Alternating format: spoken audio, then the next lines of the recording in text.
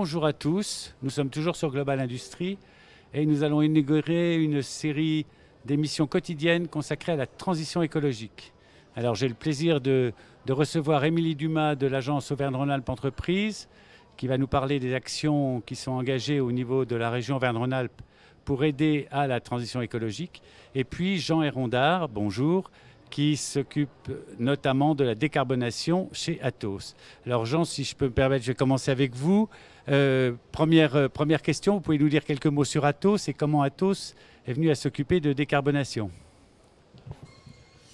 Atos est un leader européen du cloud et des infrastructures. Et l'ambition c'est un groupe mondial de 330 000 personnes français répartis dans le monde entier. L'ambition d'Atos, c'est de devenir le leader du numérique décarboné et sécurisé. Donc on a pris des engagements forts, enfin notre CEO a pris des engagements forts en ce début d'année pour dépasser un petit peu les ambitions des accords de Paris, puisque avec l'ambition d'être zéro net carbone en 2028. Ça passe par le fait qu'on a mis en place déjà depuis 2012 jusqu'à 2018 des solutions pour nos propres data centers. On a réduit la trace carbone de nos data centers et on a aussi fait de la compensation. Donc maintenant, on va élargir plus largement le scope à la fois sur nos propres process, mais également sur tout ce qui est projet client, nos produits et nos solutions, etc. Mais peut-être qu'on le développera un peu plus après. Oui, j'allais vous dire justement quelles actions vous engagez d'une façon générale, concrètement. Alors, en fait, on prend les opérations de bout en bout. D'abord pour l'interne Atos, c'est-à-dire évidemment les bureaux. Comme on est opérateur de cloud, on est évidemment nos infrastructures de data center. Donc concrètement, on a réussi à réduire considérablement la consommation énergétique de nos centres. Mais on va encore plus loin en intégrant également dans les solutions produits plutôt des méthodes d'éco-conception, parce que Atos fait des serveurs d'entreprise, fait des solutions hardware. Et donc sur ce sujet-là, par exemple, on livre des machines de simulation numérique ou de HPC à Jülich en Allemagne, qui sont les premières machines HPC les plus économes en énergie. On fait également des préconisations auprès des opérateurs et des énergéticiens pour construire des data centers à base d'hydrogène qui enclenchent un phénomène vertueux en termes de consommation énergétique. Ça, c'est pour, je dirais, les solutions et les produits qu'on développe. Et évidemment, pour nos projets clients, là, on est dans un mode où on analyse la consommation. On travaille avec eux sur un audit énergétique. Faut savoir que la consommation, je dirais, le numérique consomme à peu près 4% dans le monde de la partie énergétique. Et donc, on les accompagne en audit et plutôt IT, principalement en mettant en place des solutions d'abord de cloudification d'infrastructures, de données, applicatives, qui vont générer des économies d'énergie, mais également d'autres sur la base d'engagement en fait de Decarbonization Level Agreement. Donc, on va s'engager vis-à-vis d'eux à progresser d'année en année sur la base d'un critère contractuel de décarbonation, et on va également faire de la compensation parce qu'on a racheté une société l'année dernière qui s'appelle EcoAct, qui est spécialiste de l'ingénierie et de la compensation énergétique. D'accord, merci. Et Émilie Dumas, vous êtes donc à l'agence Auvergne-Rhône-Alpes Entreprises, la spécialiste de la transition écologique. L'agence Auvergne-Rhône-Alpes Entreprises étant elle-même le bras armé de la région Auvergne-Rhône-Alpes. Alors, vous agissez aussi en direction des entreprises en les accompagnant. Vous nous en dites plus ? Oui, tout à fait. Donc, Auvergne-Rhône-Alpes Entreprises est vraiment l'agence pour les entreprises industrielles et de services à l'industrie.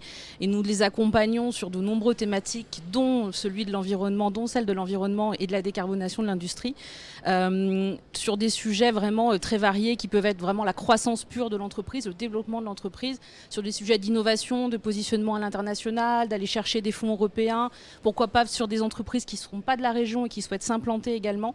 Donc, on a vraiment un accompagnement très 360 60. Et notamment, on travaille sur ces sujets environnement et de décarbonation. Et nous avons en particulier 2 dispositifs qui nous permettent d'accompagner les entreprises sur cet axe-là.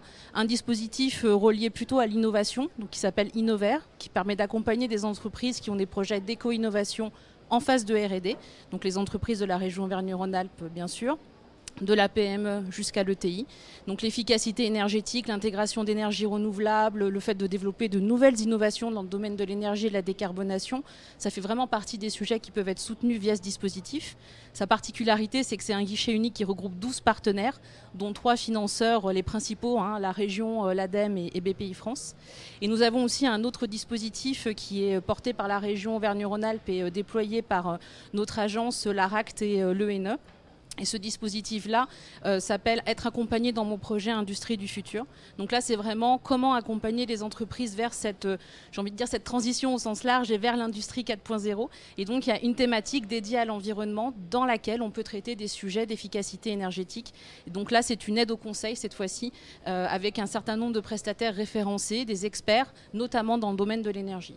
Et pour aller même plus loin encore, la région et l'agence co-organisent avec une vingtaine de partenaires un événement qui se tiendra le 2 décembre prochain, qui s'appelle Énergie pour l'industrie, qui est dédié à la décarbonation et qui, via des conférences, des rendez-vous B2B et des ateliers, vont permettre aux entreprises, qu'elles soient peu matures, qu'elles cherchent par quel bout initier leur décarbonation, ou au contraire qu'elles soient plus avancées, plus expérimentées et qu'elles veuillent aller un petit peu plus loin, et lors de ces journées, elles pourront repartir avec des contacts opérationnels, des exemples et des outils vraiment concrets. C'est la 3e édition de notre événement. Donc la première édition en présentiel avait recueilli 400 participants. On espère passer la barre des 400 cette année. Et voilà, je vous invite très nombreux. On vous le souhaite. Et j'ai envie de vous poser la question à tous les deux parce que, Émilie, je sais que vous êtes depuis plusieurs années en charge de cette initiation, de cette ouverture à la transition écologique. Est-ce qu'il y a une évolution dans les entreprises, de la PME et Jean au niveau des grands groupes? Est-ce qu'il y a réellement une évolution, une ouverture à la transition écologique? Est-ce que ça devient une préoccupation quotidienne et est-ce qu'on va voir des effets très rapidement? Alors, moi, ça fait une dizaine d'années que je suis dans l'écosystème, dans l'accompagnement, et je vois effectivement une significative augmentation des entreprises sur ce chemin-là, en fait, de la transition écologique et ou énergétique. Il y a vraiment une vraie volonté d'aller encore plus loin, une vraie conscience aussi des dirigeants qu'aujourd'hui on ne peut plus poursuivre en fait sans intégrer ces notions-là. Alors après, à différents niveaux, avec les moyens qu'on a par rapport à l'écosystème qui existe, mais il y a vraiment je trouve un changement de mentalité significatif et qui a été renforcé avec le plan de relance et les nombreux outils qui ont été mis à disposition des entreprises, notamment sur la décarbonation. Oui. Et Jean, qu'en dites-vous? Depuis peu d'années, on commence à avoir des prérequis par rapport aux demandes qu'on a, nous, sur la cloudification, avec des demandes d'engagement sur ce sujet-là, ce qui est un peu nouveau, d'ailleurs, puisqu'avant, on était plutôt sur des contrats de service avec des niveaux d'engagement de service, et là, on arrive vers ces Decarbonization Level Agreement. Par ailleurs, nous, on est plutôt traditionnellement dans les grands groupes. Alors, c'est vrai que les grands groupes français, on va dire que quand on a un référentiel d'analyse de consommation énergétique d'un data center en France, c'est peut-être moins pertinent qu'un data center en Argentine, en Allemagne. Je crois qu'en Allemagne, c'est 7 fois plus le prix de l'énergie. Mais on commence vraiment, au niveau industriel, à pouvoir répondre à ce type d'offres, notamment parce qu'on peut prendre des engagements sur 5 à 8% de réduction d'impact carbone des usines. Donc, alors, nous, pour les grands groupes, parce qu'évidemment, ça s'étend dans les autres pays, ça paraît évident. Pour les PME, je pense qu'on y arrive. On n'est pas équipé complètement pour avoir systématiquement ces demandes.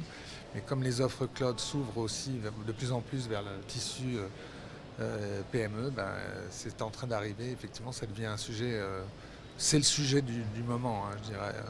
Oui, c'est ça, c'est ce qu'on sent. J'allais dire, on a souvent opposé la transition écologique et l'activité industrielle, et là on est en train de rapprocher les deux. Comment vous imaginez, chacun, il nous reste quelques minutes, comment imaginez-vous les 5 ou 10 prochaines années? On va continuer à avoir une industrie, mais sous quelle forme? Quels sont, selon vous, les éléments marquants de ces 5 ou 10 prochaines années? Qui veut commencer? Globalement, là, on est dans le sujet industrie du futur depuis déjà la dernière édition à Lyon, où on voyait Alors le edge computing, c'était, je dirais, il y a 2 ans. Maintenant, c'est une solution complètement industrielle. Et la décarbo, c'est pour ça que c'est le sujet de cette année. Projection à 5 ans, c'est clair que là, on est sur les impératifs des directives de Paris. Ouais, bien sûr.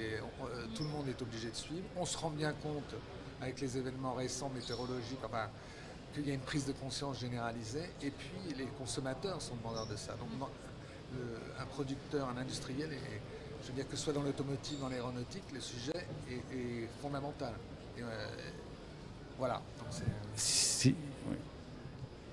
Effectivement, je pense que d'ici à 5 ans, je pense que la transition et l'évolution va se poursuivre.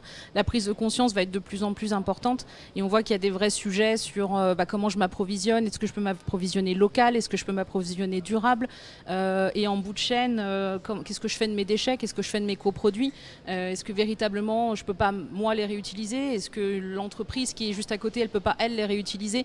Enfin, il y a vraiment des vraies réflexions et nous on le voit de plus en plus là ces derniers mois, je trouve que c'est vraiment très significatif. Les entreprises, elles ont envie de faire quelque chose, elles ont envie d'être meilleures, on va dire, d'un point de vue environnemental, et je pense qu'il y a vraiment plein de choses à faire.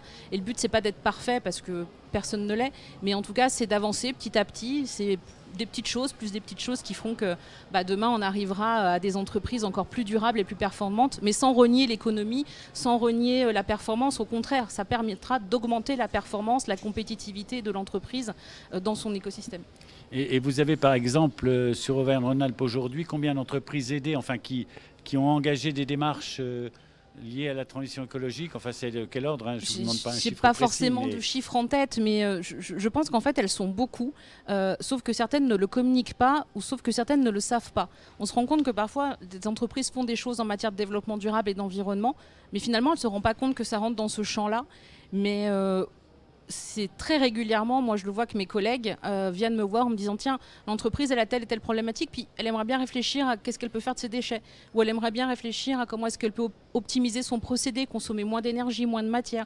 Donc finalement, je dirais pas que c'est toutes les entreprises, ce serait un monde idéal, mais une bonne quand même partie des entreprises sur le territoire industriel, j'entends, ont ces considérations et le prennent en compte dans leur croissance. Et quel est le frein à l'heure actuelle principal que vous rencontrez pour l'un et l'autre dans vos actions, dans votre évangélisation de la décarbonation ou de la transition écologique? Quel est le frein majeur, s'il y en a un? Non, les entreprises, c'est le temps que les entreprises comprennent dans le détail. Je sais que sur l'éco-conception, par exemple, il y a un frein qui consiste à dire oui, mais on ne sait pas, on ne connaît pas trop le recyclage, on ne sait pas trop comment on a besoin de comprendre. Est-ce que vous ressentez ces freins ou non, la volonté, elle est bien là? Sur la partie numérique pure, la volonté est bien là. Évidemment, il y a l'héritage du passé qu'il faut prendre en compte. Donc c'est toute cette transition qui pose difficulté. Bien sûr. Parce qu'on ne monte pas un processus industriel en 2 secondes. Voilà, mais je pense que c'est intégrer en fait, l'historique pour pouvoir prendre en compte les nouveaux enjeux écologiques, quoi.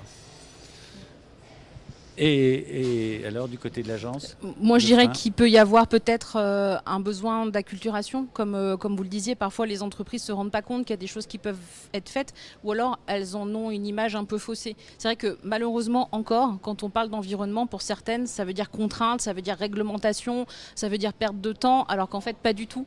Donc c'est plutôt ce frein-là, mais qui a tendance quand même à régresser. J'entends quand même moins ce discours aujourd'hui qu'il y a quelques années. Mais voilà, c'est peut-être les deux sujets que je verrai. Mais merci à tous les deux. Merci Jean. On vous souhaite un bon salon. Je rappelle au passage qu'il y a une animation qui est consacrée justement à la transition écologique, qui était un des thèmes du salon et qui présente sous la forme de panneaux, de quelques démonstrations, de vidéos, justement des applications en éco-procédés, en efficacité énergétique ou encore en décarbonation.